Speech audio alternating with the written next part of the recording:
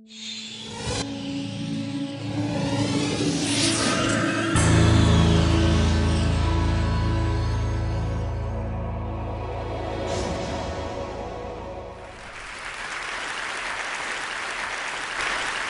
going to begin in 1964.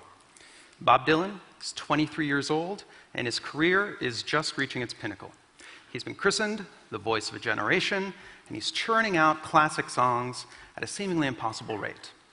But there's a small minority of dissenters, and they claim Bob Dylan is stealing other people's songs. 2004, Brian Burton, a.k.a. Danger Mouse, takes the Beatles' White Album, combines it with Jay-Z's The Black Album to create the Grey Album.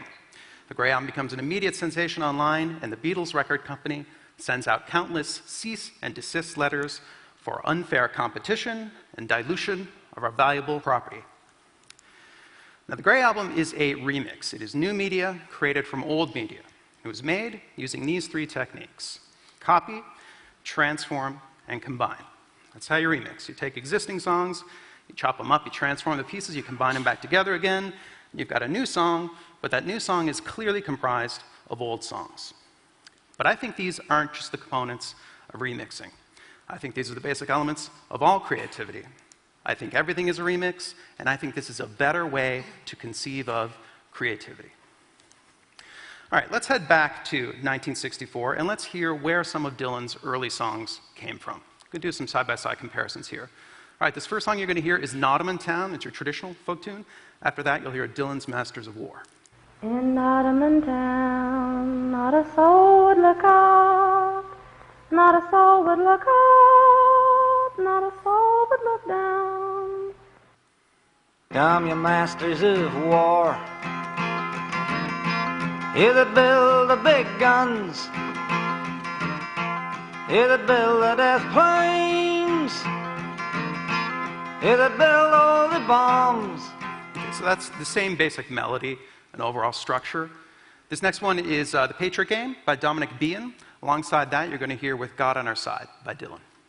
Come all you young rebels, and list while I sing, for love of one's land is a terrible thing. Oh, my name, it ain't nothing. My age, it means less. The country I come from is called the Midwest. Okay, so in this case, Dylan admits he must have heard The Patriot Game, he forgot about it. Then when the song kind of bubbled back up in his brain, he just thought it was his song.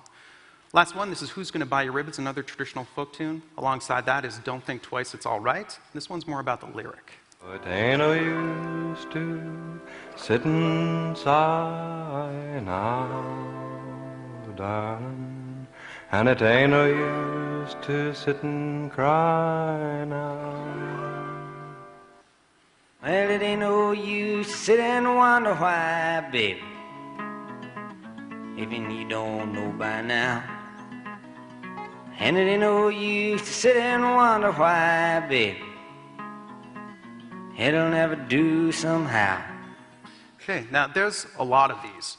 It's been estimated that 2/3 of the melodies Dylan used in his early songs were borrowed. This is pretty typical among folk singers. Here's the advice of Dylan's idol, Woody Guthrie. The words are the important thing. Don't worry about tunes. Take a tune, sing high when they sing low, sing fast when they sing slow, and you've got a new tune.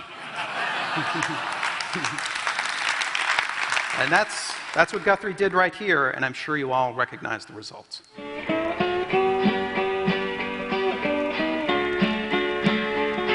We know this tune, right? We know it? Actually, you don't. That is When the World's on Fire, very old melody. In this case, performed by the Carter family. Guthrie adapted it into This Land Is Your Land.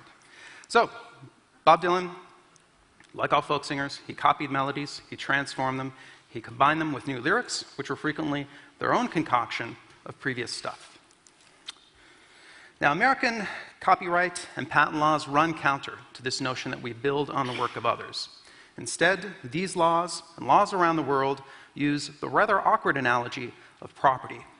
Now, creative works may indeed be kind of like property, but it's property that we're all building on. And creations can only take root and grow once that ground has been prepared. Henry Ford once said, "I invented nothing new. I simply assembled the discoveries of other men behind whom were centuries of work." Progress happens when all the factors that make for it are ready, and then it is inevitable. 2007. The iPhone makes its debut. Apple undoubtedly brings this innovation to us early, but its time was approaching because its core technology had been evolving for decades. That's multi-touch, controlling a device by touching its display. Here is Steve Jobs introducing multi-touch and making a rather foreboding joke. And we have invented a new technology called multi-touch.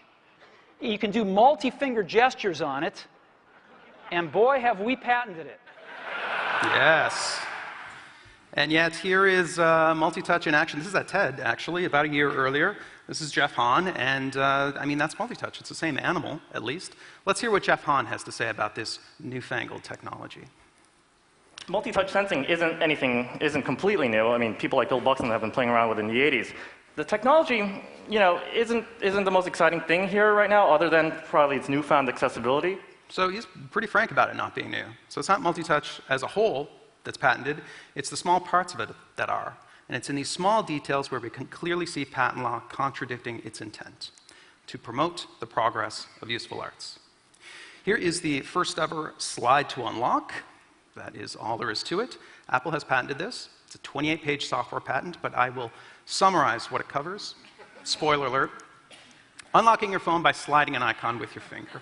I'm only exaggerating a little bit. It's a broad patent. Now, can someone own this idea? Now, back in the 80s, there were no software patents, and it was Xerox that pioneered the graphical user interface. What if they had patented pop-up menus, scroll bars, the desktop, with icons that look like folders and sheets of paper? Would a young and inexperienced Apple have survived the legal assault of a much larger and more mature company like Xerox? Now, this idea that everything is remixed might sound like common sense until you're the one getting remixed. For example. I mean, Picasso had a saying, he said, "Good artists copy, great artists steal." And we have, always been shameless about stealing great ideas. Okay, so that's 96. Here's 2010. I'm going to destroy Android because it's a stolen product. I'm willing to go thermonuclear war on this. Okay, so in other words, great artists steal, but not from me. Now, behavioral economists might refer to this sort of thing as loss aversion. We have a strong predisposition towards protecting what we feel is ours. We have no such aversion towards copying what other people have, because we do that nonstop. So here's the sort of equation we're looking at. We've got laws that fundamentally treat creative works as property, plus massive rewards or settlements in infringement cases, plus huge legal fees to protect yourself in court, plus cognitive biases against perceived loss. And the sum looks like this. That is the last 4 years of lawsuits in the realm of smartphones. Is this promoting the progress of useful arts? 1983. Bob Dylan is 42 years old, and his time in the cultural spotlight is long since past. He records a song called Blind Willie McTell, named after the blues singer. And the song is a voyage through the past, through a much darker time, but a simpler one. A time when musicians like Willie McTell had few illusions about what they did. I jump them from other writers, but I arrange them my own way. I think this is mostly what we do. Our creativity comes from without, not from within. We are not self-made. We are dependent on one another. And admitting this to ourselves isn't an embrace of mediocrity or derivativeness. It's a liberation from our misconceptions. And it's an incentive to not expect so much from ourselves and to simply begin. Thank you so much. It was an honor to be here. Thank you. Thank you. Thank you.